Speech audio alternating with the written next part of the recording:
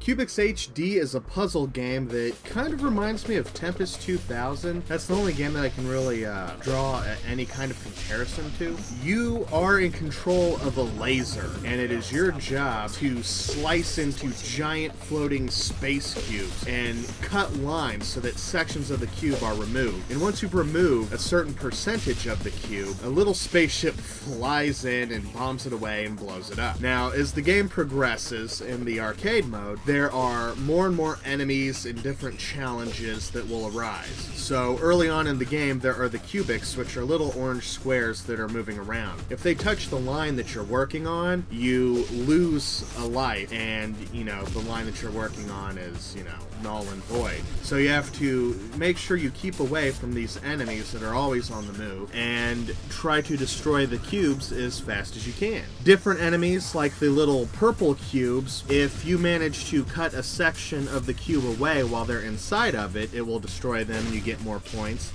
There are little enemies that navigate along the edges of the cube that if they hit your laser, you lose a life. So there's lots of traps and pitfalls to keep an eye out for, which as the game progresses and gets more difficult, it gets to be very, very hectic. This is the kind of game where you want to just sort of mellow out and just chill and relax and play it. It's very arcadey, so it does get intense, but this is the kind of game that I like to just kick back and enjoy. Even if I'm getting my butt kicked, it's just a really good time. I found myself sinking a lot of time into this title, which is a good thing that a game can draw you in. I've always been amazed at how puzzle games can just sort of pull you in and you lose all sense of time. A big component of the game is its sort of techno synth pop soundtrack. If that's not the kind of music you get into, this is the kind of game where you can turn on the iPod and enjoy whatever it is you like to listen to. The sound design is not crucial to the enjoyment of the game, but I found myself enjoying a lot of the techno synth pop style music. For the entry fee of $9.99, you get over 50 levels in the arcade mode, and there's lots of different challenges. With games like this, there's always,